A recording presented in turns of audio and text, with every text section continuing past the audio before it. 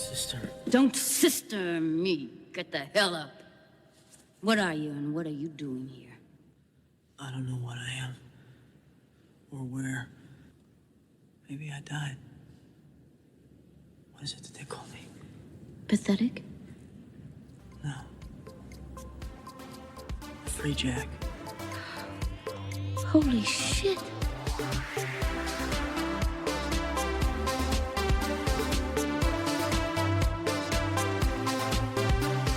Oh boy, it's a time travel podcast. My name is Nate, and he drives the conversation like a Formula One racer. Ooh.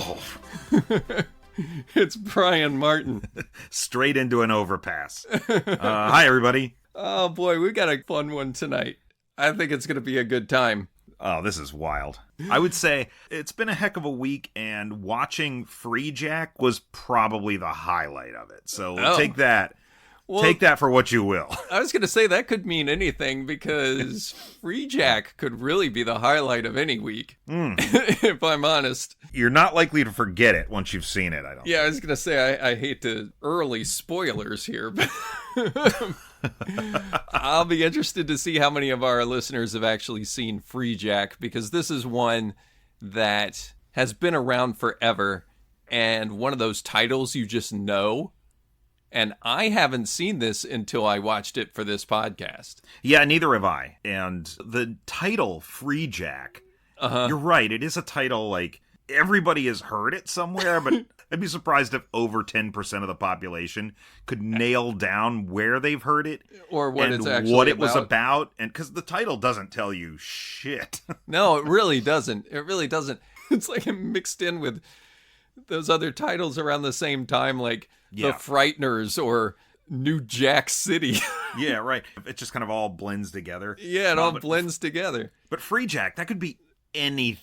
That's true. Then when the movie uses the word Freejack, could still mean just about anything. Still doesn't make any more sense than it did beforehand. You're like, okay, and why? Why? Hell, why? Nobody's going to tell us? All right. I don't think they ever do. I guess we should say up front, this is kind of a partnership as well.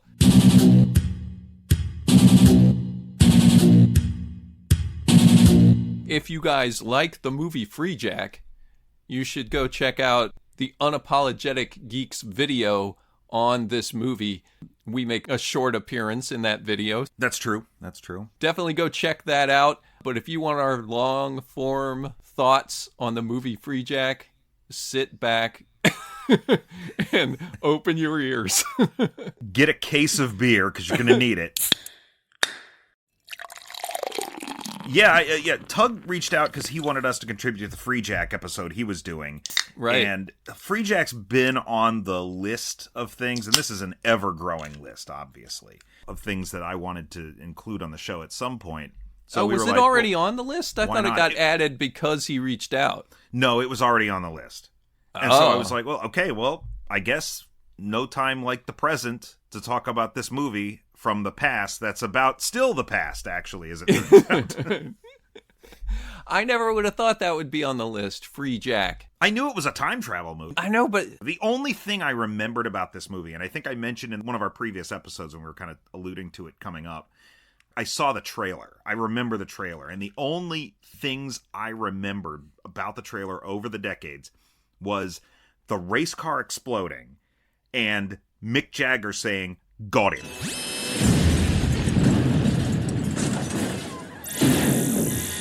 We got him. Let's go. That's it. And that's how I remembered it was a time travel thing. Like that they were pulling him into the future. Now, why they were doing that? Yeah. I didn't know anything about it. Yeah. I didn't even remember really Emilio Estevez was in it until I started really digging back into it. Yeah. Like looking, okay, we're going to watch Freejack. Oh, it's Emilio Estevez. Oh, it's Rene Russo. Oh, you know. I didn't know anything about this movie at all, except, like I said, the title.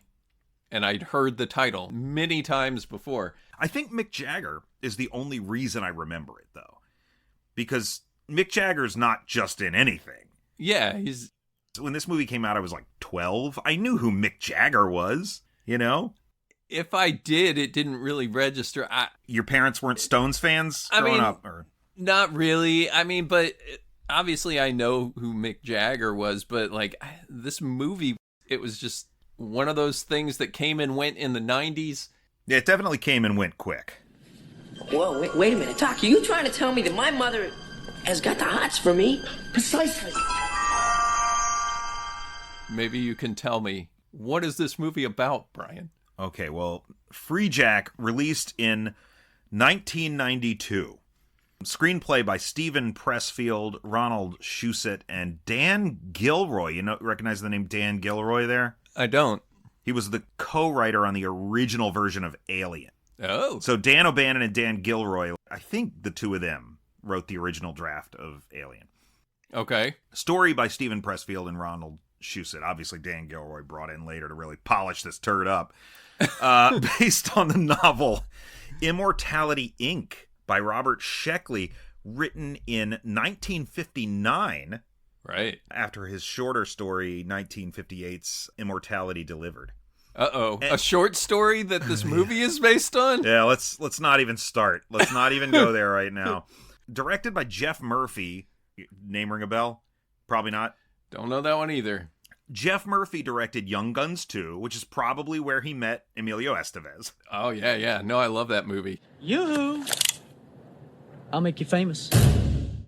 Under Siege 2, Dark Territory. Don't love that movie. No, it's not great. And this comes out of nowhere after those two. Second unit director on the Lord of the Rings trilogy. No Yeah. kidding. How about that? So, old Jeff did well for himself, I think. Second unit, he's doing pickup shots. I'd rather be second unit director of anything than director of Under Siege 2, Dark Territory. But not Young Guns 2. Young Not Guns 2 is Young good. Guns. I will swear by the Young Guns movies. I'll make you famous. Okay, Absolutely. good. And there's also, and I hesitate to bring this up too because this has led us in weird directions before. Now Comics produced a 3-part miniseries based on this movie in 1992. What?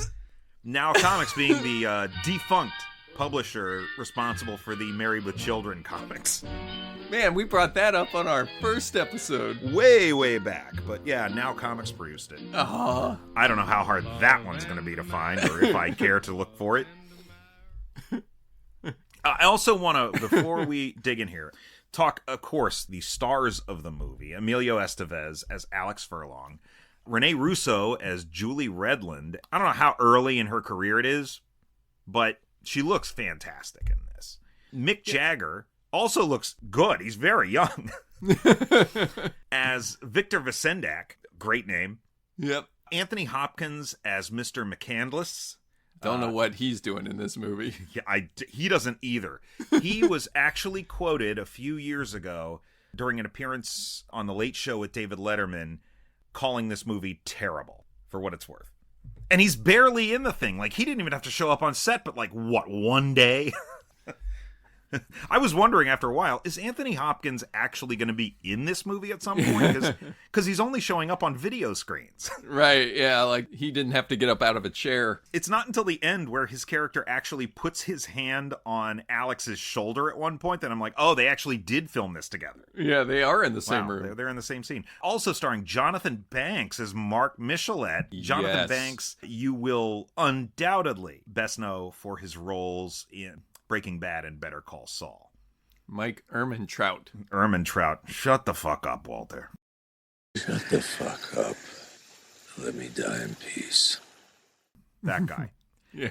And there's a couple more notable appearances in this movie. Amanda Plummer plays the nun that Alex Furlong initially interacts with. And Amanda Plummer, a couple years later, would star as Honey Bunny in the opening and closing moments of Pulp Fiction. I gotta go pee. I'm gonna go home.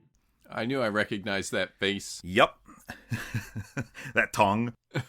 Other interesting appearances here. Isai Morales plays Ripper, who is the computer tech that works for Vasendak. He's the villain in the current Mission Impossible movies. Oh, the dude with one lens in his sunglasses? Yeah, that guy. He's the current villain in the... Oh, wow. The AI, I guess, is the villain, but Right. the human villain. The human part. John Shea plays Julie's friend Morgan, who helps people disappear. Do you remember John Shea? Lex Luthor. Lex Luthor from Lois and Clark. How about that? It's the only thing I know him from. Every time he pops up, I'm like, oh, you mean Lex Luthor. He was on that weird Mutant X show that syndicated X-Men but wasn't an X-Men show from the 90s. Yeah, I thought it was weird that Lex Luthor would be in that movie. Yeah, it is weird. He's fine in it. So, yeah, that's the cast that's worth noting at this point, I think. All-star cast. All-star, really? Actually an all-star cast. Frankie Faison shows up at one point, too, as a character. I can't believe I forgot to mention David Johansen, who just recently passed away. David Johansen of New York Dolls, was Buster Poindexter at one point. He plays Brad, the... what do you call it? Let's just leave it at that. Yeah. He plays stars Brad. as Brad. Who is the... What do you call him? Not agent. An agent. Like He's kind of an agent. manager. He's his manager, right? Sports agent, sports manager, yeah. Sports manager. Yeah, he's a real smarmy guy in this movie. He also played the cab driver ghost in Scrooged. Right. Anyway, this movie. Precisely. Alex Furlong is the man-child who seems to have it all. He's allowed to sleep in every morning. He's got a lovely, not quite wife, and he gets to drive race cars for a living. It's everything an 11-year-old boy could dream of. But one day, it all goes up in flames. As an accident during a race sends Alex's car sailing into the air, where it collides with an overpass in a spectacular blaze. A blaze of glory, one might say. That's our Young Guns 2 reference. Yes, thank you. But what's this? The next instant, Alex's body appears in the futuristic world of 2009, where the gap between the haves and have-nots has never been wider, the water never filthier, and the bounty hunters never jaggerier. Like some weird mix of Millennium and Jordan Peele's Get Out, strapping young men from the past whose bodies have not been subjected to the airborne toxins of 2009 are plucked from their final moments and brought to the future, where the wealthy are able to claim their bodies and, via mind transfer, purchase a new lease on life. None of this sounds appealing to Alex, who escapes from his captors and begins looking for friends, which I guess is just, he's got one friend, who can help him make sense of the madness. All the while, this Freejack is mercilessly hunted by a team of Bonejackers in search of the biggest payday of their lives. And if you want to know more about the terms Freejack and Bonejackers, you'll have to look elsewhere, because this movie will not elaborate on it. Maybe we should look into the short story.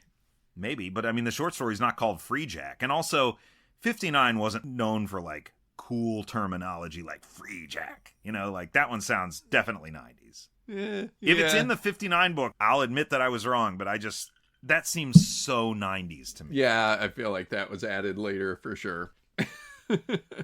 Well, Brian? Well, good night, everybody. What did you think of Freejack? My thought is this. Look, I mean, I remember seeing movies in the 90s. Were they all like this? Because I feel like they're all like this. Not a slight. It's just an observation. Like, this movie seems to be like every other movie. Here's the only way I could think to describe it, and you might be the only person who might catch my drift as I'm saying it. Oh, this is good for the audience, then. Yeah. So, Arrival is a really great sci-fi movie, right? Really great movie. Oh, yeah, okay. I was thinking Not the one the with Arrival. Charlie Sheen. Arrival. Not Yeah. that one, okay. Not Because I the thought we were Arrival. going for like a Sheen Estevez kind of... No. No, okay. Arrival. Really great sci-fi movie. Annihilation came out that same year. Yeah. That's a really great sci-fi movie. Looper, great sci-fi movie. Mm-hmm. Freejack fucking rocks. You get my drift? Yeah, Like, I get your drift. These are great it's like, movies. Yeah, these are great This movie films. fucking rules. This is the difference between a film and a movie. Yeah, that's a good way to put Like, it. Arrival is a film. Freejack is a movie. Yeah. And it never stops being a movie, not for 1 second. Yeah. And to its credit, no, I mean, I didn't dislike it at all. I mean, there is plenty here in my notes about like, oh, it should be more like this and less like that. But all in all, I really enjoy this movie for a lot of reasons. It's a very consistent movie. Like, it's always about the thing it's about. It's not trying to be anything else. It doesn't change tack halfway through. What is it about, though? It's not a heady science fiction movie at all. We're going to pull people from the past into the present of 2009. And we're just going to take over their heads, and we're basically getting these new, young, vigorous bodies in here. And who could be more vigorous than a man who wants to stay in bed until 11 o'clock in the morning? I love the first shot of this movie. Emilio Estevez's butt in bed. Yoo-hoo! He's got underwear on, but the first impression we have of this man, Alex Furlong, this is the way every teenager slacker is introduced, you know? Yeah, he's kind of a hothead too, you know, like I'm too cool for school kind of guy. He's a Formula One racer. What kind of job can you have that's fast and cool? But he also has two friends, and one of them is a dirtbag. Like, he has no one else to turn one of them to in the you could future. argue is not even his friend. I mean, it's just his manager. agent. His manager guy, yeah. Brad is the kind of guy you would go out and get drinks with in the hope he would pick up the tab later, but you would never, ever want him to house sit for you. Like, I don't trust this man enough to water my plants, right? Well, he's definitely out for himself, and he's trying to make a buck off of Alex. The very first time we meet him, he's introducing him to all of these investors. Like, hey, wouldn't this mug look great on a can of motor oil? You know, like... Yeah, right, yeah, trying to sell stuff. And it doesn't bother me necessarily that we haven't established whatever friendships he may have had in the time that we're not going to be spending. We're going to spend this movie in 2009, and he's basically going to be running for his life the whole movie. Like, the whole movie. Yeah, that's true. Like, that's the thing. So... basically, we need a snapshot of who this guy is. And maybe his family lives across the country. Maybe they've disowned him. Yeah, who knows? He was probably one of those kids that got like, all right, get off my couch, you deadbeat. I'm going to race cars, Dad. You don't know. I don't know. It feels more like they're trying to sell somebody that's just full throttle adventure all the time. Yeah. You know, I'm the best there is at what I do. And I'm heading off to the Bahamas for my honeymoon. This guy's got the whole world in front of him, and he thinks he's pretty hot shit. That's Emilio Estevez in the 90s. That is. I also want to say that the opening titles of this movie do a great job of setting the stage for what's to come. They're very intense. They got that kind of cool font. They got some real, like, smooth sax music playing, so you know it's, like, right there in the early 90s.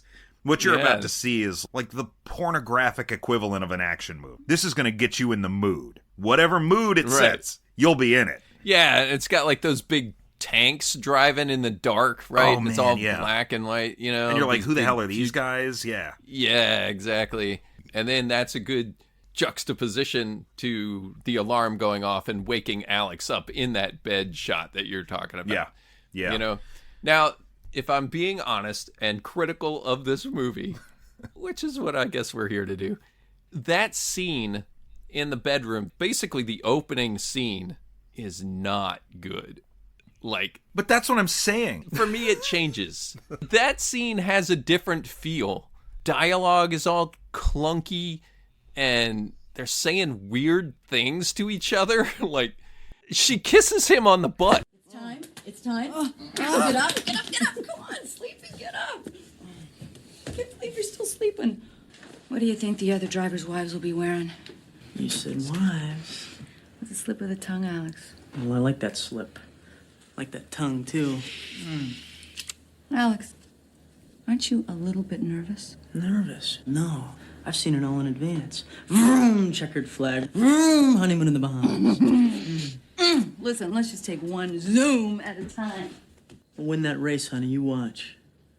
There ain't no one out there that can stop me. This is what informed my whole characterization of him as a man-child, is that first scene. And that's fair. Rene Russo comes in, and she seems more like his mother than his girlfriend. That other than the butt kiss. I mean, like, obviously. I was going to say, she, like, literally kisses him on the butt. I mean, you can probably find some videos like that online, too, but you'd have to go to an actual porn site for that. But anyway. Brian. But this scene, the one in the bedroom, and then the first scene of them together at the track, she comes across as more of, like, the only one with her shit together. And that's fine in a relationship, but I don't think That's interesting. I don't think I buy the two of them as a couple at this point, because he seems so immature. And there's a shot of them walking, like, side by side, where he is, like, a good 5 inches shorter than she is. He looks like a teenager, and she looks like an adult. Hey, we shouldn't judge, Brian. I guess we shouldn't judge. I guess that's not fair. And it only gets worse later when it's 17 years down the pipe, and she is supposed to be 17 years older than him at that point. They don't even try to do makeup or anything like that. No makeup at all. No, not even different hair. It's like not a day has passed for anyone. This is like the cheap, low-rent movie version of Days of Thunder.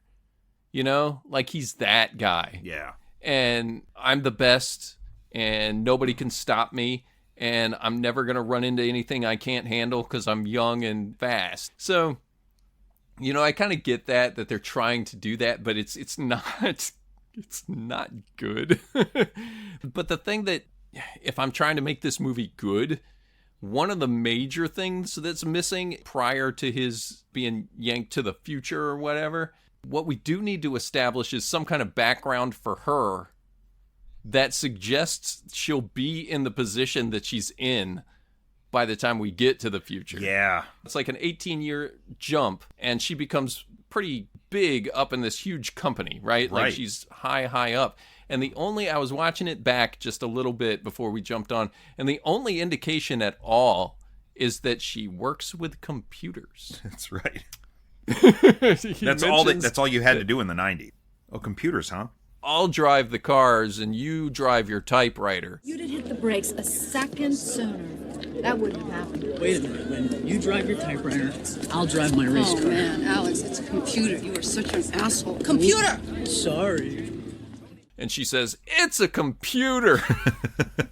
And that's it. Yeah. Like, outside of that, the time that they spend getting ready for the race or whatever, she's more concerned about what she's going to wear and what the other race car drivers' wives are wearing and stuff like that.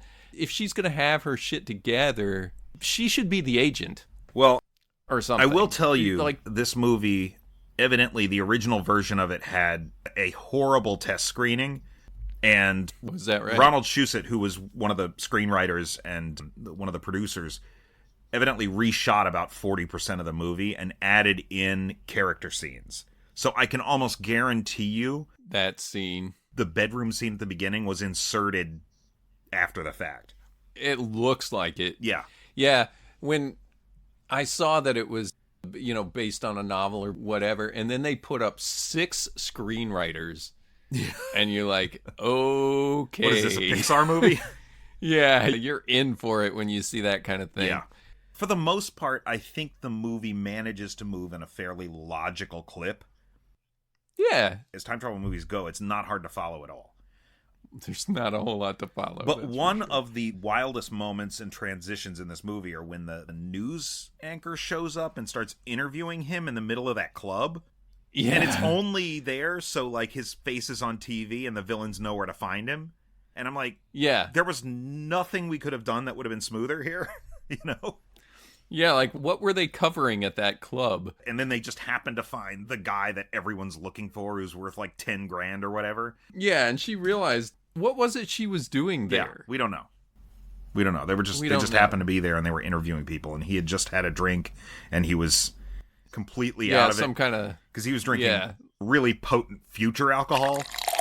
Yeah, really stiff drink. But I bring that up. Maybe the biggest example later in the movie of this thing that just feels really forced and out of place. Like, there were 2 moments we had to get to and no one could figure out how to bridge the 2 of them. So they were like, I don't know, just put a reporter in the middle of this nightclub and then that's how we get from point A to point B, you know?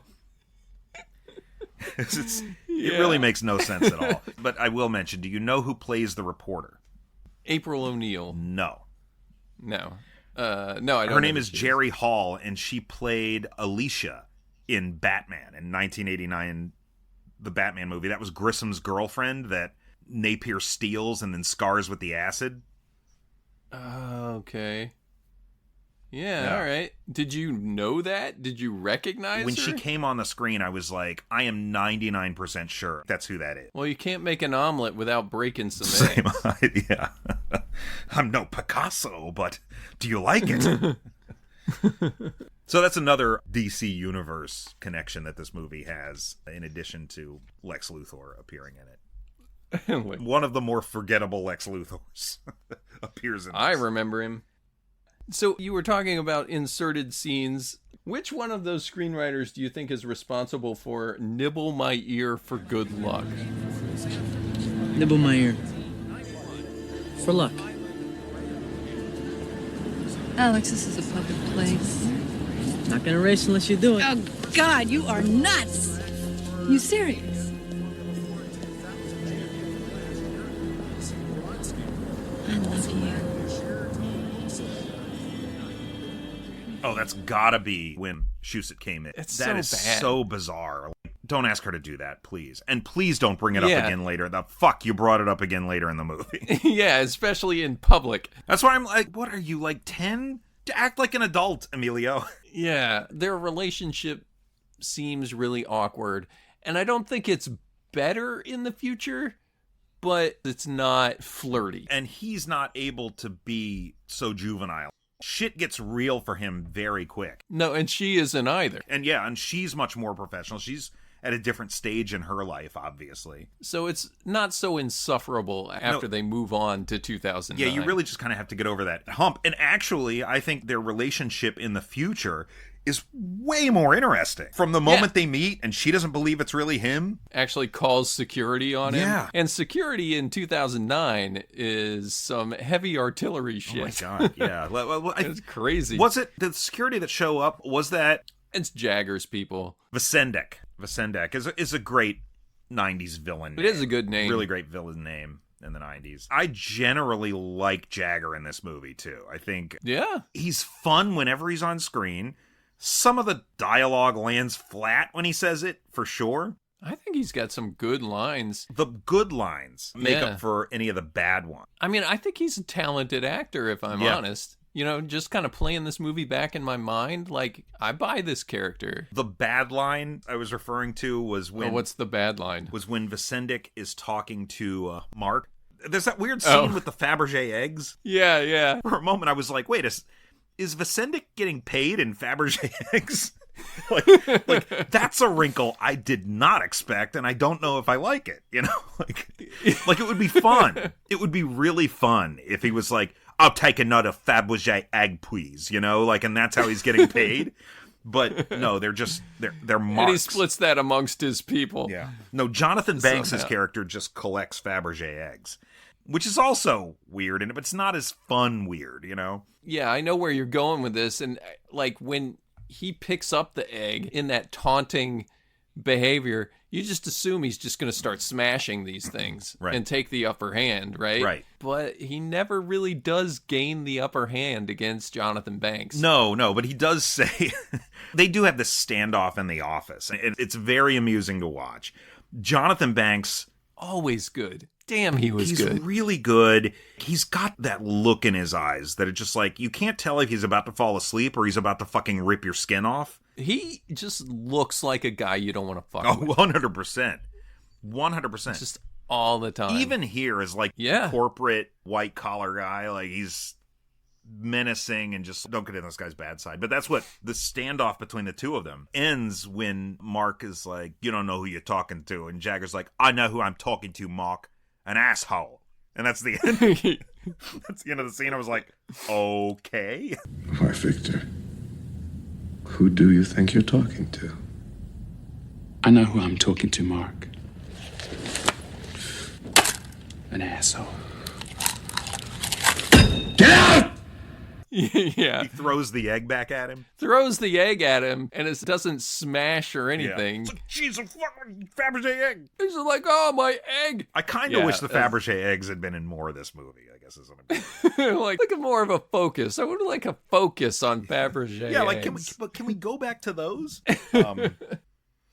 Is this like a cheap movie or is this like budgeted 91? I think this is a well-budgeted movie, and I think that the real... I guess what I'm getting at is those tanks and the army gear that Jagger's wearing, that helmet, all that stuff looks like, what did we already have in the closet? We had some props from like THX 1138 laying around. Yeah, you know what I mean? Yeah. I feel like a lot of this stuff was repurposed. But the slums, the street, it's alive. The environment is alive. There's a lot of extras. There are a lot of things that just fucking happen in the street that are not given explanations. And you just have to kind of like react to. Like when there's just a firefight in the middle of everything and half the people panic and the other half are just like, here's another firefight, you know? Yeah. The scene in the diner, I think it's a pretty good looking movie for what it's trying to pull off. Yeah, it's definitely got an atmosphere. And effects wise...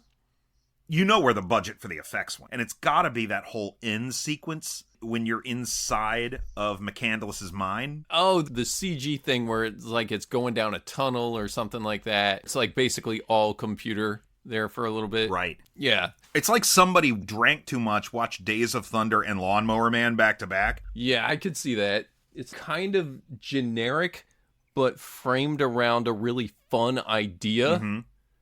And then it gets really crazy right when it needs to. And that being the end.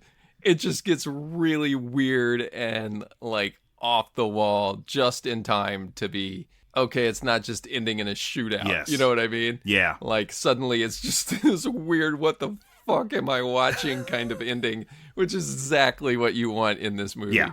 Or at least exactly what I want in this movie. Yeah, I mean, it does seem just like kind of a rote apocalyptic race against society until it just suddenly doesn't. Until they go up that elevator to the top floor of that building. And from the second you see that building and you see that top floor, you're like, we're fucking getting up there. I don't know how we're getting up there. To the top we're building. Fucking getting up at the top of that building. You'll never believe what's up there. Turns out. A holodeck is up there. I want to get back to this more realized world environment that's been built up, because I have a question, and it also pertains to the cast. So, at some point in the movie, and I want to talk about what leads to it as well, but Alex pulls himself up out of the river. He's escaped from the bad guys. He's pulled himself out of the river and crawls onto land, and he's like, what the fuck's going on? You know, like the world is crazy. Yeah, and that's a great chase scene that leads to that moment. Yeah. Where he jumps out of the car. I definitely want to get to that, but... Fucking great scene. Yeah, we'll definitely talk about that. But the actor that he runs into, there's like I guess he's a what's your take on that scene? Because I guess the guy's like a homeless guy. He's like cooked up river rat and offering him river rat.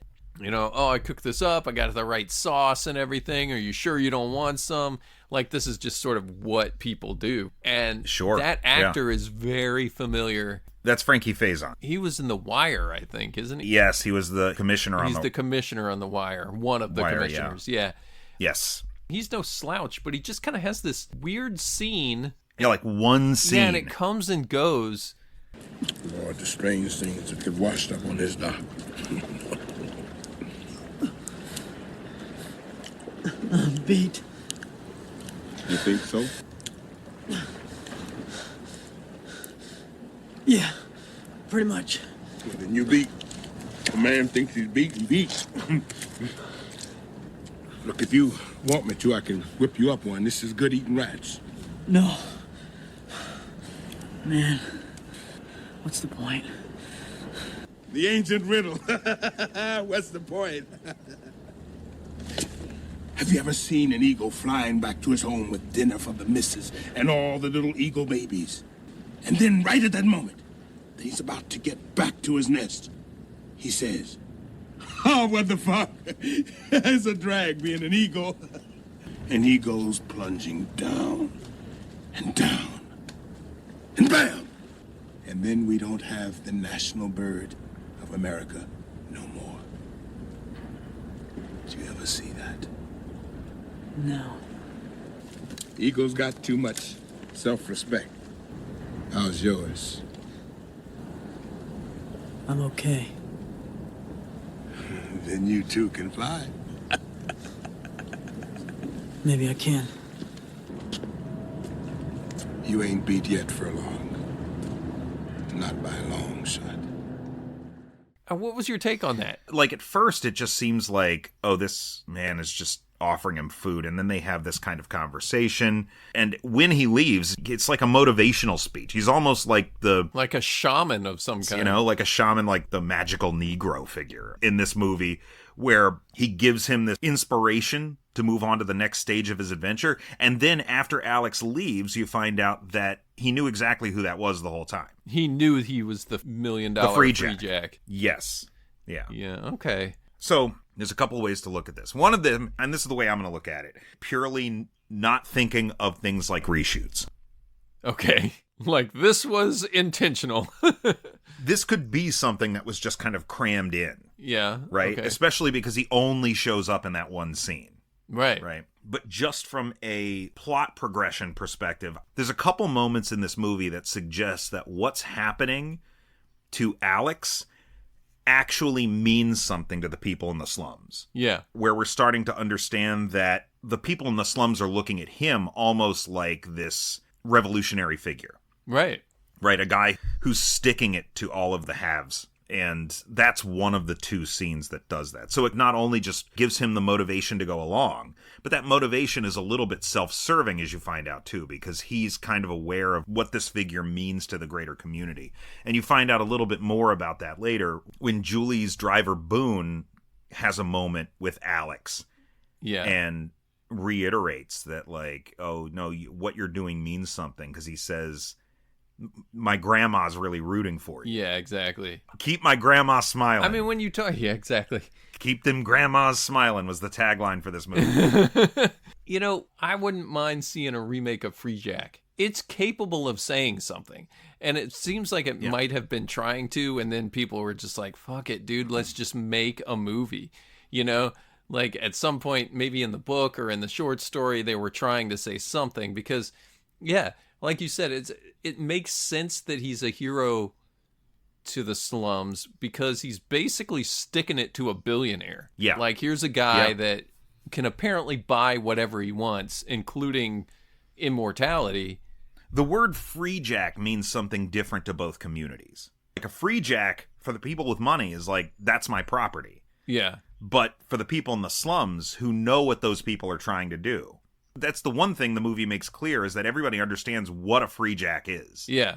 Does not make clear where that name came from or why. They don't understand. We don't know where the name came from. In 17 years, it became the common parlance for time travel fugitive. The only right? Okay, so are we going to talk about that car chase then? Here's the thing about the car chase. One, Formula One racer, awesome idea for this guy's job. Fucking awesome, right? Because you picked the cool kind of car racing. Yeah, right. Yeah, NASCAR would have sucked actually. But I mean, those things are basically jet airplanes, right? The only other thing that this guy could do is be a test pilot like Hal Jordan or something. You know, like he's a rock star in this crazy fast environment that just says I'm an adrenaline junkie. So as the hero, it's this great job that is just on the cusp of allowing you to believe that this character can do the things that he does in the movie. Because it becomes kind of like, you know, he's winning firefights with people, beating people up and escaping bad guys left and right. Yeah. In most cases, you'd be like, oh, that's the retired police detective. Or, you know, like, oh, he was drummed out of the military. Or one of these somewhat generic action hero style jobs. Oh, I used to be part of the FBI before I retired because my partner got killed. You know what I mean?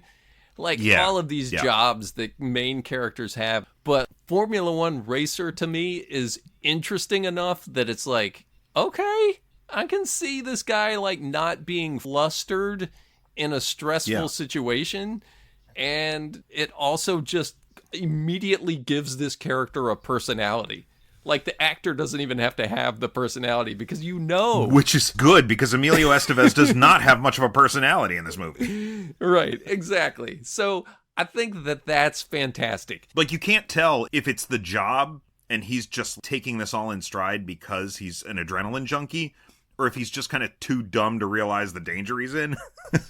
He plays it like he's a little stupid about what's going on. Yeah. That's fine too, whatever. He's basically this game board piece that they move through the story. He's, like, yeah, his personality's not great there, and he doesn't have a lot of character growth or whatever. The things you're really looking for in a great film, Yes. not there. Right. A film. Again, the balance between adrenaline junkie and moron. I love how there's that one point when the Sendik and Ripper are looking through pictures of Alex, and they see all these like old photos of him racing, and then they pull up one that's just like an autograph picture. Yeah. And it's just signed Alex. Oh, really? He didn't even sign his whole name. It's just like, keep going fast, Alex, or something like that. I'm like, Alex? Okay. Maybe he's trying to own it. It's like signing a yearbook. Alex F. Yeah, I didn't notice that. But as it relates to this car chase that's in the middle, I wish that this movie leaned more into that. The car that he chooses to steal, this big dumpy truck that's a comical... What is he, delivering wine? It's a champagne truck. I was like, of all the things, there's two chases. One of them is on the motorcycle, and the motorcycle chase is a lot cooler, I think. A little bit, yeah. That's the one where it kind of winds back through the cafe. He like takes the motorcycle through the cafe and out the front and all that. Yeah. And this one is right after he leaves Julie's apartment, after she's called the, ICE agents on him or whatever. And he hijacks the most conspicuous vehicle he possibly could, a champagne truck. And he should have just had a bottle of champagne in there with him, drinking and driving it. Yeah. But then he's chased by these things that are almost like dune buggies. Yeah. Like futuristic. Like every vehicle in this chase is kind of weird. There's like a tank that comes in. Jagger's riding in a tank, right? Jagger's driving the tank. Yeah. And the chase gets increasingly weird given the number of vehicles in it. You know what it reminded me of? It reminded me of the chase sequence at the end of Pee-wee's Big Adventure. When it's like you've got him on his bike and you've got the studio people on the mopeds and you've got that Santa sleigh with Godzilla in it chasing him. All the people from the Beach movie hanging on like they're water skiing behind it. Yeah, sure. Because it just gets weirder and weirder and weirder. Yeah. My thought on this chase, I mean, it's not a bad chase. I mean, it's fun. No. And I think what it's illustrating is, this guy can drive just about anything. A champagne truck.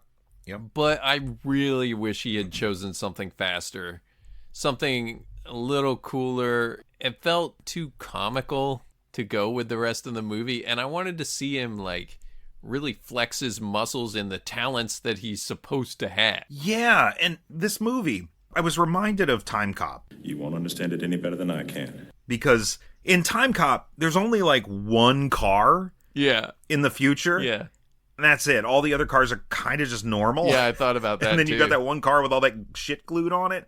The cars in this movie all look the same, and they're all kind of like sleek and streamlined, and they've got this neoclassic kind of look to them.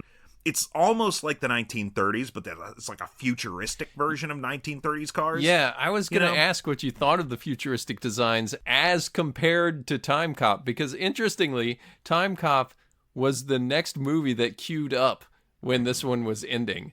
Peacock. I don't know if that's an upper or a downer. I got to be honest with you. I think I watched it on the cock. Yep. This is where Freejack is right now. Yeah. It's nestled on the cock. You can find your Freejack on the cock. But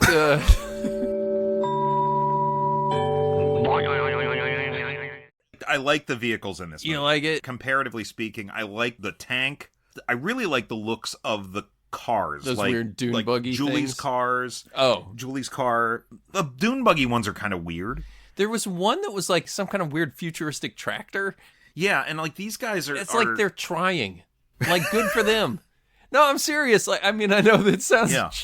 But that's one of the reasons I wondered whether it was cheap. But at the same time... And we can see some of these things look dumb, but I mean, we also have Cybertrucks driving around now in real life. Geez. I mean, like, My kid points those out every time he sees one.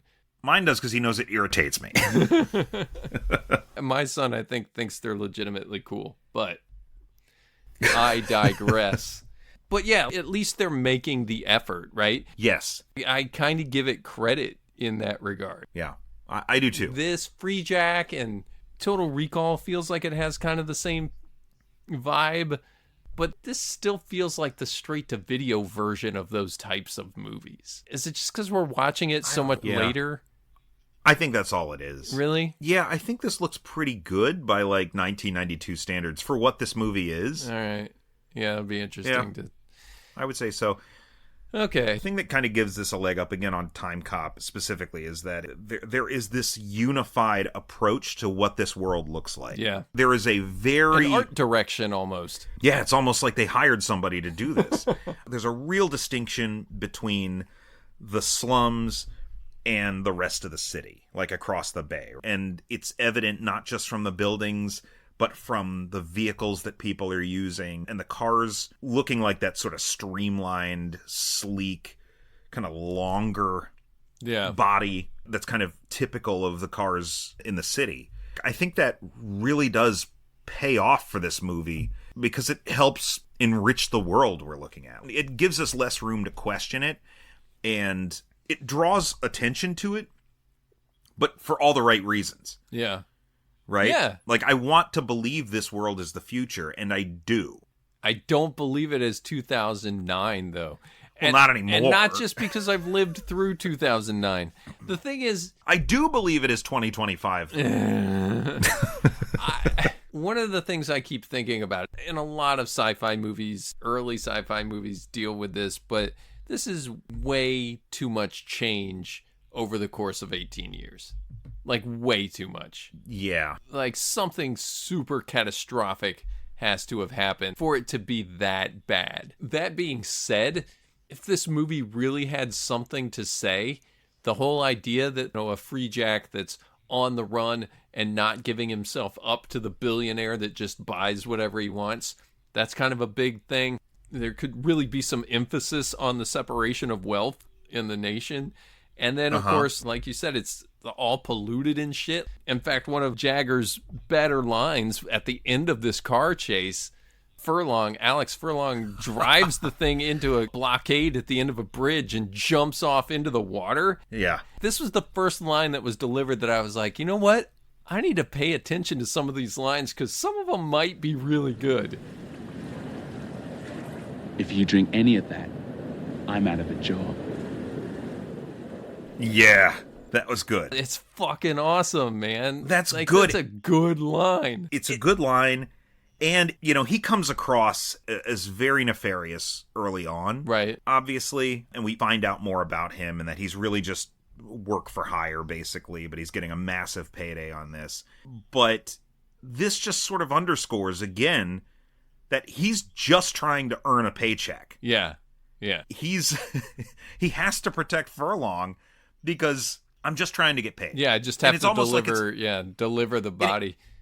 Every interaction they have progressively through the movie just sort of underscores that it's nothing personal between these two.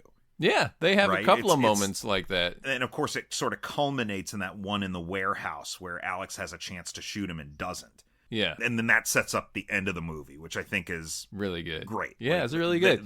And the resolution between those two characters, I was like, that could not have gone better. Yeah. Yeah. And to piggyback on this cool dialogue and realized world, the other thing that line says about the water, they can make the water look as dirty as you want. Water can just look dirty sometimes. But to say it's basically just going to ruin this merchandise if any of this water gets down your throat. Right. Like, that is it's the whole fucked point. up. Yeah, exactly. Yeah. And it's the whole reason they're bringing in these bodies from the before times is because whether it's the atmosphere, whether it's the water, like those pollutants aren't present, right? Right. And can't even accidentally drink any of this water that's how bad it is. And that was a really good line. I really enjoyed that, and it made me kind of highlight some others that we may go through as it comes up. But yeah, there are a lot of really good lines that serve to put a layer on top of the world that you're in, Yeah, right. Even the next scene with Frankie Faison's character on the docks, and he's eating the rat, he said, if you want me to, I can whip you up one. This is good eating rats. Like, these are the eating rats, you understand? Yeah. These are the ones we eat. Yeah. Capiche? Yeah. You know? Because of the way he fixes them. Yeah. Gotta have the right sauce. Yeah. Yeah. I like a good eating rat here and there. Sauce. I guess this kind of goes with what we were talking about, you know, the billionaire that can buy anything. One of Jonathan Banks' best lines. I hate being the messenger on this. I have a feeling the client's going to be really pissed. Oh, you do? And tell me, how would you feel if you'd been dead for a day and a half and somebody brought you more bad news? That's a great line. Oh, my God. It's so good. That's so good. It's so good. Do you think we're enjoying this movie because of the time that has passed and we don't have that first impression of it? I don't know. If I had seen this back in 92, I probably would have loved it. You think so? I mean, honest. Yeah. Yeah, maybe. It's like, if I saw it back in 92 as a 12-year-old, yeah. Yeah, I think totally. I would have loved this. Yeah. Okay. In terms of what happened to this world, they do make mention of a trade war. Yeah, I was just reading that too, that we lost a trade war. Yeah, boy, we lost a trade war, and here we are, which is why I said the thing about 2025 a few minutes ago. Yeah. Like, oh, boy, well, start stockpiling rats, guys. If you want good eating rats, now's the time. Here's a question I have about the world and the movie in general. Okay. So, the idea of a Freejack, he becomes so popular being this, basically a freedom fighter without actually wanting to be. A symbol. He's a freedom fighter who doesn't lead anyone. Yeah, I guess freedom fighter is probably there's no revolution here, but he is a sort of figure you can root for. I want to avoid making another modern day reference, but Luigi Mangione, the guy who's currently awaiting a death penalty focused trial for assassinating that pharma CEO. Oh, okay. You know? Yeah. It's sort of like that. Like, we're not with this guy. Let me assure you, we're not with this guy, but kind of rooting for this guy, right? You know, like, that's kind of the same vibe that you get from the people in this world. I think an easier analogy would be like a Robin Hood that's not necessarily giving to the not poor. A murderer. Yeah, right. But who's not a stone cold murderer, right? Yeah. But both very handsome men. One would assume. That being said, the thing that kind of sticks in that story is if this guy is worth millions of dollars, like I forget what they put up on the screen, like $10 million award, 10 million bounty, and to which Julie says, "That's too much. That's way too much." And he kind of looks at her like, come on. Right. You think so? Which like, is that's cool. a nice moment. Yeah, too. that's a cool moment. But let's say, for the sake of argument, the movie goes the way the bad guys want it to, and they capture him, and the bad guy takes over his body. Now he's clearly that guy. Right. It's all played for secret at the beginning. You're now going to walk around in this body? People know this is a thing that happens. Yes, and the reason we find that out is because when Alex finds Brad said, "I knew it. I always knew they got you." Boy, this is just remarkable. You see, I'd never seen a Freejack before. Heard about him, sure. That's when I first figured out that's what probably happened to you back then. Seen him on the 2D, sure, but touch one? One I know? One that's alive? Remarkable. Yeah. Because there was no body. They never found a body. And so it's like once this caste system started to exist, Brad's thinking, I bet that's what happened to Alex. I bet one of these motherfuckers snatched him. Yeah. So yeah, I think that the culture does sort of accept it. Like, what is anybody going to fucking do about it? The rich people all know that they're all doing it. And the poor people have no mechanism by which to fight it. It's just like, oh, look at this guy. Again, I keep making references to the modern world, but it's like that weirdo who keeps injecting himself with his kid's blood. What? Do you know about this fucking guy? No. Like, all right, hold on. Injecting kids' blood guy. I don't want them to think I'm looking into it. Brian Johnson, yeah. Brian? Yeah. Brian. Great, thanks. Brian Johnson, yeah. Yeah, and this is for a couple years now. This multimillionaire entrepreneur infused himself with blood from his 17-year-old son in a quest to stay young forever. What? This is a guy. This is a thing. He's one of the guys. He's one of those fucking guys out there. He would definitely be taking advantage of this. It's like, right. That's the thing. And we look at this guy right now and think, what a freak. But if all the rich people were doing this, eventually we'd be like, I don't, what the fuck ever, you know? Yeah, like what are we going to do about it? Yeah, yeah. You just sort of end up taking it in stride. So even as he, oh, wow, okay, well, they finally got his body, and now we can't like that guy's face. Right. Yeah, okay. I feel like critics didn't look past just the action of this movie. Like, this really could have something to say if it wanted to. Can I make another observation? Please make observations. There is a term, a widespread term, for an escaped time traveler. Do you know what that means? It means this shit happens all the time. Yeah. It happened frequently enough that we needed the term Freejack to explain who these people were. Yeah, I didn't really think about it in those terms, if I'm honest. As far as the poor people looking at this as a, hey, here's someone to root for, but not really, there's no real revolutionary vibe behind it. Why would there be? Yeah. Like, oh, hey, another one escaped, guys. Another one of them escaped. Let's keep an eye on this, you know? This one does feel different, though. I'm sure it's different. It's the one they made the movie about. Well, they do a good job of making it seem like, wow, this guy might actually make it. You know, or something like that. It's like everybody watching The Truman Show. Yeah, maybe. Like, I think he might actually get out. Right. So, in trying to get rid of the Freejack, Mike Ehrmantraut, or Jonathan Banks' character, what is his name? It's Mike. Isn't it? No, it's Mark. It's Mark. I'm sorry. At any rate, at some point, he decides he's just going to double-cross his boss and just be like, you know what? It's actually better for me if he does die on the spiritual switchboard. Yeah. Which I thought was really cool, too. Pretty that cool. scene with the nun. Some rich son of a bitch dies, they save his mind in a huge computer they call the spiritual switchboard. There is nothing spiritual about that.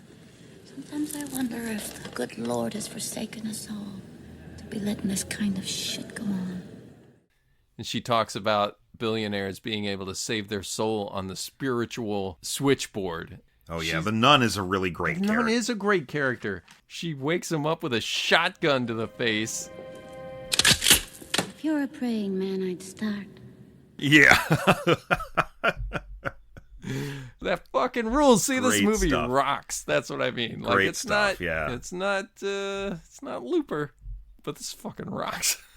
And I really do like the characters in this movie. All of them are fun in their own ways. Everybody shows up. Yeah. Even Anthony Hopkins, who, despite whatever misgivings he might have had later, he shows up. Jagger, Anthony too. Hopkins is. Jagger was kind for of a while. against it after the fact, too. Yeah, but Jagger looks like he's never had this much fun in his life, and we know he did because he was a rock star in the 60s.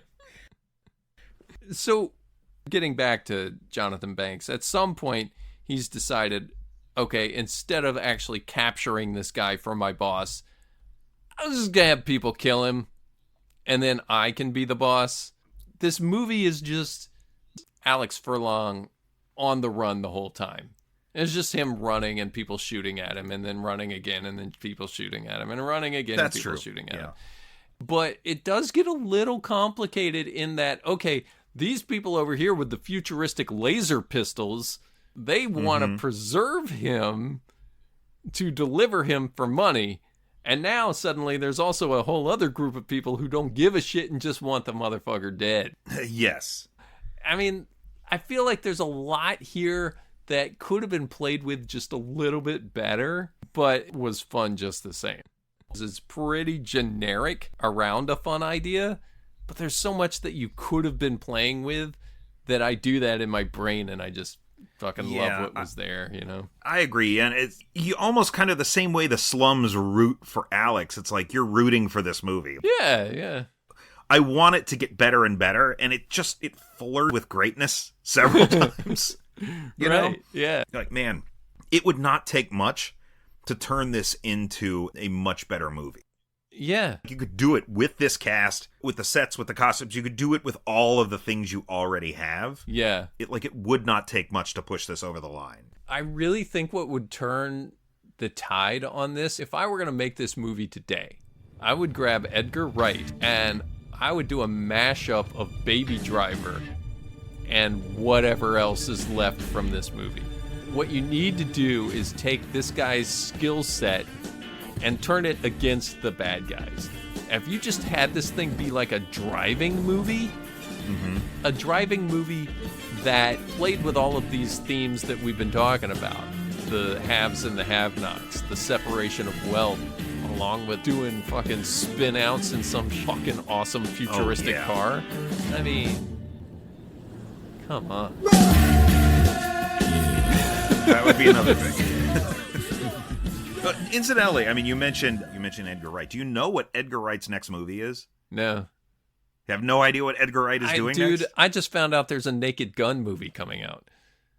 Did you watch the trailer for that? No, I don't know. I haven't. All right, I'm in. That's all I'll say. I'm in. Okay. But the next movie that Edgar Wright is making, it comes out in November, I think. Okay. It is a remake of The Running Man. No, no kidding. So I'm like, God, you're so close. Like, yeah. Again, it's like about the haves and have-nots and sort of the classism. It's like the Hunger Games before the Hunger Games, right? Yeah, now we'll really get to see whether he could make this movie. It's Glenn Powell starring in a remake of The Running Man. Wow. All right. So, well, I would love to see a remake of this one too. Like I said, I feel like trying to recreate that aesthetic with good, like 2, maybe 3 really good racing chases in the movie. Mm-hmm. And then it's also got this Ben and Addison relationship that they could have with Alex and Julie. Because of that 18-year gap, she watched him die, and now he wants to pick up where they left off. I mean, that's a really good connection. Yeah, because like time passed for her, but he keeps saying, like, for me, it was yesterday. Right. If you've watched any of the Quantum Leap reboot, we talked ad nauseum about that in season 2. And there's some fun stuff to play with that relationship. Again, this movie kind of falls trap to just doing action and laser guns and weird shit at the end. That's something else you could be playing with right there. There's a lot in this movie to like. This, you mentioned, like, does get really weird at the end. Just at the right time. Just like it needs to be. Like, it goes bananas. And I think, you know, the turning point, the moment where you know something different is going to happen. Talking about the visual distinction between the slums and the city. The first time that this movie uses a matte painting is when Alex and Julie are on that escalator. Oh, the escalator. Going up. Suddenly there's a matte painting, and you're like, why is there a matte painting here? It doesn't seem like it needed to be that way. Okay. They keep going up the tower, up the tower, up the tower. My point is that it starts to get so sci-fi that modern cityscapes can't support it. The canvas. And then you go into this holodeck chamber, and you're just, again, I mentioned earlier this sort of journey into the mind's eye thing, but I also mentioned the 3D pictures in the mall that you would see in the late 90s, right? Right. Because there's part of it looks like that, too, when they're kind of being funneled in, and then it turns into, like, the Sliders tunnel a little bit. A little bit, yes. It's just like, let's put every weird computer-generated effect we can into this one scene. Yeah. And then it all wraps in a mind transfer sequence. And this is, to me, the craziest thing in the whole movie, because everything in the movie has been facilitated by technology up to this point. Whether it's the time travel, whether it's the 3D theater that they find themselves in when they're in McCandless's mind. But the mind transfer machine appears to be powered by magic crystals. Like, it's just a fucking crystal in a dish on top of it. And it stops working when you shoot the crystal and blow it up. I'm like, wait, magic crystals is where we're at now? You know what? I don't know that I even picked up on that. It is so wild. No, I don't think I even picked up on the dilithium crystals. But yeah, I mean, it fits right in with all the other weird shit that's just like at the tail end of this movie. I mean, it really just kind of goes bonkers. Like, up to this point, it's all been car chases and filth and I think it's been fairly guns and lasers. It's been crazy and frenetic, but it's been quantifiable. Like, you get up into this tower, and this is the first point in the movie that feels like science fiction. Yeah. Nothing else really feels like that until we get up there, and then it's like, now I shall transfer my brain into yours. Yeah, you know? right. Yeah, man. And let me insert the magic crystals. And Anthony Hopkins just chewing up the scenery, man. He's all about, making this guy believe that he's all of a sudden altruistic or had a change of heart. You know what? You just take my company and delete me from the spiritual switchboard. Yeah, to be honest, the speech that he gives, it's delivered by Anthony Hopkins, so there's this air of credibility about it. Welcome to my mind.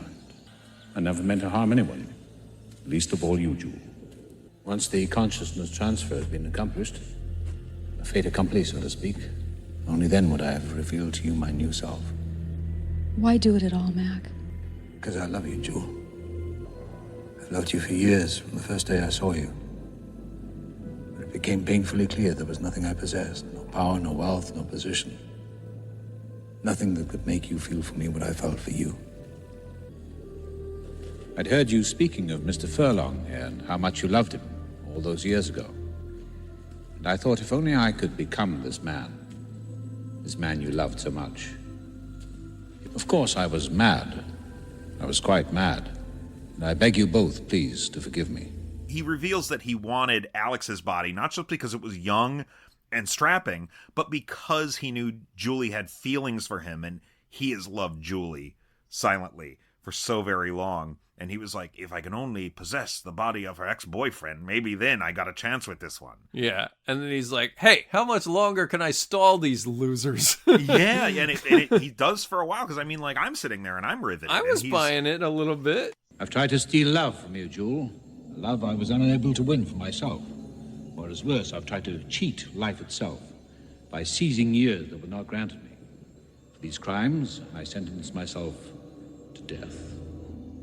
And this is where the crack shows up. McCandless tells Alex, you will now be me. You'll have to, act like me. You'll have to become accustomed to having more money. You'll have to run this company. And I'm like, whoa, time out, McCandless. I think you're really underestimating how dumb as a brick this guy is. like, he is in no way prepared to start doing what you're asking him to do. And then I was like, wait, I think McCandless is up to something. Wait a minute, bad guy. You almost had me. That's the point at which he stretches credibility. Wait, no, I buy all the rest of it, but you think he can run a Fortune 500 company? You don't give this guy as much credit as I do. I mean, he's fine, he's just a guy, but... He is fine. I don't think he's fine. I don't think he's like dumb as a brick or anything. He handles himself pretty well for getting plucked out of 1991 and dropped into a hellscape. Because he's dumb. I'm just kidding. No, he's not as dumb as I'm making him out to be, but he really probably wouldn't have much luck just impersonating Anthony Hopkins. McCandless. But then the big switcheroo happens at the end. I was like, I guess he pulled it off. It was cool. Like, Alex and Vicendic kind of working together, like with a wink and a nod almost, to trick Mark. Enough that the audience doesn't know. Yeah. I mean, I didn't pick on it necessarily. We can't get a voice print lock. A RET scan won't work. He is lying. You check his ID number. You check his personal ID number. Only McCandless would know that. 6. Correct. Continue. 9. Proceed. 2. 7. 5, 7, 5, 4, 6, 9, 7. God damn you, McCandless! No, you're sitting there wondering, okay, is this Alex talking or is it McCandless talking? I assumed he had some kind of remnants, like part of him was in there. Because of the way he touches his head like this, and he's like, Let me just reach into the deepest reaches of my mind and see if I have some kind of subconscious knowledge of what my actual ID number is. But the ending they go with is so much better. Yeah. Where it's like, the numbers he fed him were total bullshit. And Vicendic's like, yeah, those are the numbers all right. And then they just blow Mark to Kingdom Come. Yeah, then they kill Mark. Yeah. And you don't even know that until later at the end. Yes. But clearly... Like, it keeps it going for so long. Like, even Julie doesn't know. Julie gets in the car with Alex at the end, and they drive off. And that's also kind of cool, because Vicendic's men stop him, and Vicendic comes up and says, I thought you'd screw up because, McCandless don't know how to drive a car, like... You're going to have to coach him better. You're going to have to coach him better, teach him how to act a little bit better. It's fun because Furlong at some point realizes he's going to let me get away with this. I guess we're working together at this moment. Like, clearly he knows that he's giving out the wrong number, but at some point he picks up the fact that I'm not guessing all these numbers right. He's like, we can both still win. Right. See, this is clever. This is cool. As the movie goes on, we know from the earliest moments that Mark and Vicendic hate each other's guts. Yeah. Right?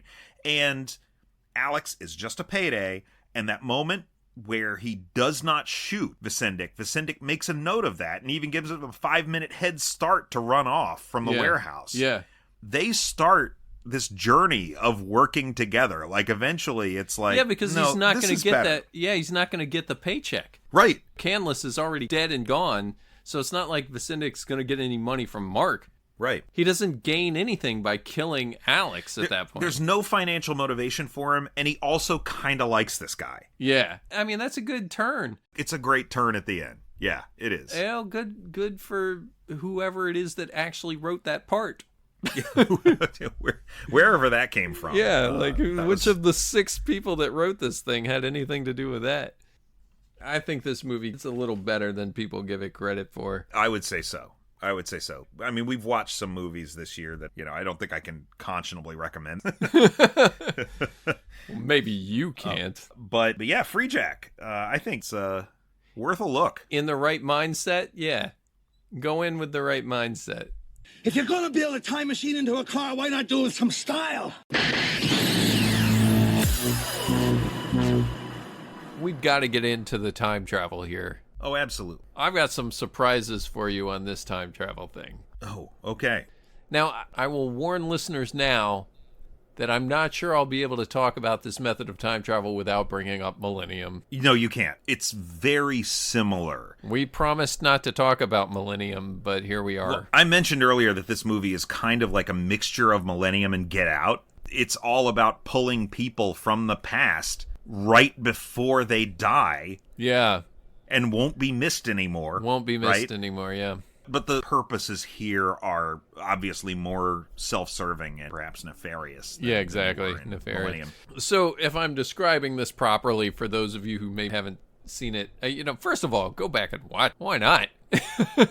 It's less than 2 hours long. In order to retrieve somebody from the past, they have to target exactly where they're going to be at the time that they die. So there can't be that many options, right? To know exactly where somebody was when they died. And they've got this kind of targeting system where they rebuilt the car digitally to know this is exactly where he would be sitting in this car. So we know where the space of the car is before it hits the overpass. Zero in on exactly where the driver is. They call it locking in the encoder. The encoder is locked in, and basically they're just kind of rebuilding and like, this is where this person is. Yeah. And then at just the right time, these crazy lasers come in like a grid and pull that person right out of the past into the future. At the precise place. Yeah, where they need them to be. This is like straight time travel, yeah. Yeah, and then when they arrive in the future, they arrive on this weird, well, in this particular case, these Bonejackers have them arrive like right on a hospital bed in the back of some kind of tank, Yeah. There's all these people in like futuristic silvery masks trying to, one, revive you if you've already gone into cardiac arrest or whatever, as is the case here, so as to save the body. And then they think that the mind might be dead already in this particular case, but just in a broader sense. They'd be right based on what we see later in the movie. They got these weird electronic things that'll give you a lobotomy if you've got too much activity in your frontal lobes or whatever. Because the idea is you're basically delivering a wimp, just basically some flesh and bone for the mind of this billionaire. Yeah. But what is really cool is they've got X amount of time to revive this person's body and then get them shrink wrapped in cellophane to protect them from the pollution of the future. He'll survive. Good job, people. Sedate him and wrap him up.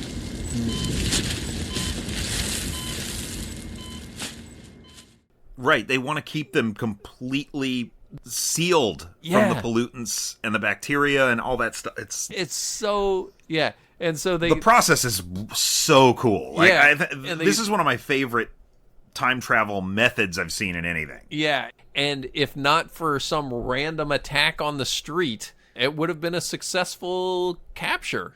An attack that perhaps wasn't so random, as we learn later. There is a line that I want to highlight here, though. The other cool line that I wrote down is just delivered by the extra, the doctor. Well, I wouldn't want to dance to it, but that's a pulse. Yeah. Yeah, like, I mean, that's... Great line. This guy didn't need that line. He's here for like 1 second. It's his only line. If I were like an extra in a movie and I got that one line, I'd be like, I got the best line in the movie. What are you talking about? It's a good line. It's a good line. It's a great line. Yeah, the thing I really, really love, and you could see where this is headed early on, because all of those tanks and vehicles you see during the opening credits, as Alex wakes up in his bed and goes off to the track, you see that they're both in the same locations. That track in the future is falling apart. Right. You see the overpass there, and it's all grown over, and it clearly hasn't been used in a long time. Cut back to the present, and it looks fine, and so it immediately juxtaposes those two. You understand immediately that you're looking at something in the present and the future, right? Like, and it does it visually. You don't need any more than the movie gives you to understand that. Looks like way more than 18 years, but yeah. The coolest thing to me is that, again, this is straight time travel. He is not traveling through time and space. He is traveling through time.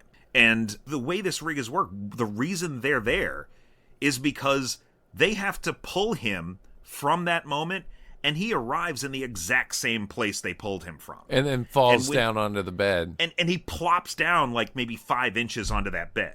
Yeah. Right? Yeah. They're lining everything up because it's like, all right, we got to get this bed this close because his body's going to be right here when we pull him in. Yeah. And it's like plop. And I was like, that is fucking rad. That's such a cool thing. And the movie does not explicitly say that. No, you're right. You're right. But if you sit there and think about, okay, why are they here at the track itself? Why aren't they in a lab somewhere, which would have been the cheap way to go about doing this if you're just writing a time travel movie, Yeah, like, and that's the thing, is like, this is not ultimately a time travel movie. I mean, there's time travel in it. Right. And then it's just a chase and lasers and people in helmets and whatever. But you're right. A lot of thought clearly went into this design, this machine, zeroing in on your target at the exact moment, at the exact right place. It's like setting a hook in a fish. Yeah. It's really, really cool. And you could almost picture like the screenwriters just sitting in a room, kicking the idea back and forth and adding like, oh, and wouldn't it be cool if we did this? And wouldn't it be cool if it was this? And like, like all of these things kind of coalescing. And what's it going to look like? And then the technology that they had to do special effects at the time, the 3D graphics of the body in the car, maybe not that cool. I will still give them that like weird laser cross thing that happens in real time, like out in space. Yeah. I think the implication is that you can't really see it, but for the movie audience, it's like this crossing of beams to say this thing has been activated and the body's being pulled out. The person that did the design on it really great work here too. Yeah. And that's why I think you'll be surprised. This is going to crack our top 3. I 100% it will. And I absolutely does. I'm going to put it under The Guardian. This is cooler number 2. than Time Cop. Yes, absolutely. No question. Yeah, that's where I wanted to put it too. Unbelievable. I mean, it's almost cooler than The Guardian. If The Guardian didn't have so much history to it and talk so badly of me, if I had ranked him lower. My answer is simply as your level of understanding makes possible. You would have given me some real shit. If only the time machine itself had gotten some of Mick Jagger's dialogue in this movie. I know who I'm talking to, Mark. An asshole. Then we might rank it above The Guardian of Forever. But, right. This is fucking awesome. What did you say this thing was called? It was the emitter, what? Oh, no, just the action of zeroing in on it was the encoder is locked in. But I think that's just a piece of the time machine, the part that actually does the targeting and has locked in on the position of the body that they're trying to snatch. Jeez, dude, it's cool. It's real cool. And it's unique.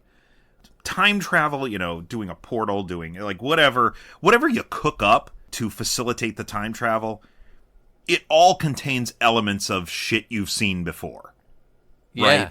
Even the DeLorean has roots in like H.G. Wells, right? Sure. So a lot of this is just like kind of remixing and adding a new inventive layer to it. And just the same way Back to the Future manages to take, all right, well, let's take H.G. Wells' machine and turn it into a car, and the car has to go 88 miles per hour. Like, that's where you start to get into the kind of the new stuff, right? Right. And this takes an idea, just plucking a guy from the time stream and putting him in the future, and adds all of these little cool layers to it. And to me, the coolest thing, again, was how he just kind of appears there, kind of like Looper. It's just like he's not there, and then he is, and he drops onto the table. They don't have him perfectly lined up, but it's like right there. Yeah, these guys know what they're doing. Lots of cool stuff that I don't think I've ever seen all of these elements combined in quite this way before. I'm incredibly surprised, but this is cooler than the Time Machine from Time Cop, and good for them.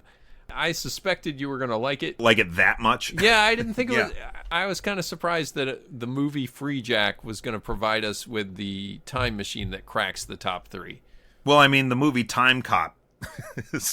Hey, man, Freejack and Time Cop are very similar in terms of just being products of their era. Yeah, okay. Yeah. The Time Cop time machine is still cool. I'll be honest, it dropped a little bit for me after I realized that car doesn't stay on the track. Doesn't stay on the track, yeah. Yeah. But that's not why this leapfrogged it. I mean, this is just too inventive and unique. And, like, the fact that the movie doesn't really do anything with it might be a positive. I think it is. That they're just like, yeah, it's just a thing. Like, that's not what our movie's about. It's not about time travel. Right. This is just a piece of technology that we use all the time in the future. They only needed to use it once here because it's just about this one Freejack. Yeah. Now, if they had had a sequel called Freejackers, first of all, I don't know if I would have used that title. Yeah, that seems, yeah. The second of all, they would overdo it. It would have gotten overdone. And I think this is the perfect amount of time to dwell on this because it gives you just enough information. It doesn't raise any questions about, wait, but how does this work or how does that work?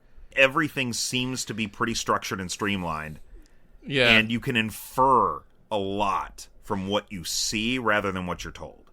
Yeah, it's so good. And then it's curious that clearly so much thought has been put into the time machine to just have it be so weird. The spiritual switchboard at the end of the movie. Yeah. The beginning starts this way and ends with just like, yeah, here's this weird ghost. Here's a ghost. Wouldn't it have been like, and thinking of like just ways to nudge this over the edge, like if it had been about this contrast between technology as a means to achieve like spiritual dominion, like what if Anthony Hopkins' character had presented himself had a following more as like a god almost. He's like, look what I have managed to achieve. Yeah. Yeah, maybe. I I kind of like the idea that this is something that is available to people and not available to others. Yes. I kind of like that element. The thing that would really do it for me in a movie like this is just take Baby Driver and shove that stuff in there. It'd be so good. This movie would just be like tops. That sort of slickness, that sort of speed. Yeah, just that kind of driving.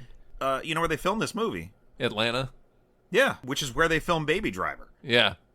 Begged the comparison is what I freaking love Baby Driver, and the car stunts in that are really creative is what it boils down to. Like, there are movies with car stunts, but Baby Driver has really creative ones. The car is spinning all over the place, and taking that to Freejack when your main character is a Formula One race car driver. Yes. I mean, that would have been... Instead, he just kind of runs around a lot with a gun. So it's like... Yeah. For all the praise that I've been giving this movie for the last 2 hours is basically praise for what it could have been and the great ideas that it had. But the end product kind of... It's pretty generic. Yeah, it's kind of forgettable. Because, like, the end of the day, he could have had just about any career. As long as it was something that was recorded and they had video of the accident, right? Yeah. That's really the only requirement. And you could get to... that was close enough to the ground that you could reach it in a tank. Can you imagine trying to get somebody that, like, blew up in a plane? I can, because fortunately we talked about a movie. I meant more like you'd have the thing in a helicopter. If they were trying to retrieve someone from a plane, it would end up looking a lot like what we got in Air Raid, where a portal kept moving around. They can't quite do it. I'm thinking if they're having to do this in the sky, they probably have a helicopter trying to probably stay in that exact spot. Yeah. Freejack 2, man. I do wish they had done more with it, just like you mentioned. What am I calling this time machine? I have no idea. Mick Jagger's time machine. The Freejack. Just gonna, I guess, just put the name of the movie down. I They don't guess give so. the machine a name, do they? No, it's just they're not even bothered with it. Just the same. Good stuff. Yeah. Because I couldn't wait to talk about it. Yeah, no, I couldn't wait either. This is a fun one to watch, fun one to talk about, for sure. Are we as excited about next week? I'm very excited about the next one. We're going to be changing tack, I think, a little bit. This is going to be much more of a time travel movie and less of a generic action movie. This is 2014's Predestination, which stars Ethan Hawke, Sarah Snook, and Noah Taylor, and is also based on a 1959 short story, much like our movie tonight. What are the odds of that? Also great about this, runs at a svelte 97 minutes. Good. So I'm looking forward to that. You can only spend so much time on this shit. Predestination, it's a movie I have not seen. Oh, really? But many people over the years have recommended it to me. Okay. So I'm excited to finally check this one off the list and talk about it with you fine folks. All right. Well, thanks for listening. As always, pleasure to be here with you. If you have a mind to and you'd like to reach out, please do so at OhBoyQLPod@gmail.com. You know, just doesn't hurt to say hi. You never call your mother anymore. You can listen to us on your favorite podcast apps like this one, but make sure that if you are listening to my voice right now, that you subscribe to the show if you have not already done so. And if you're using an app that allows you to leave reviews, please do. A good review. 5 stars or better. No bad reviews. 5-star reviews. Do remember to check us out on the Unapologetic Geek YouTube channel.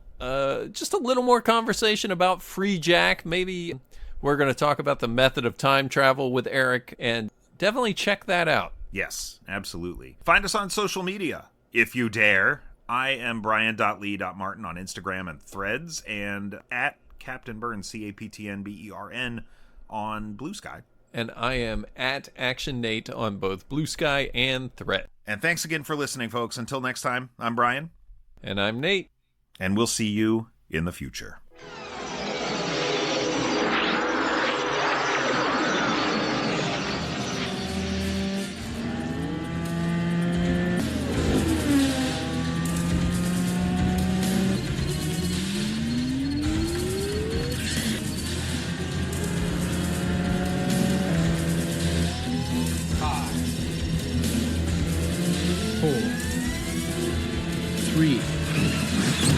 2, 1.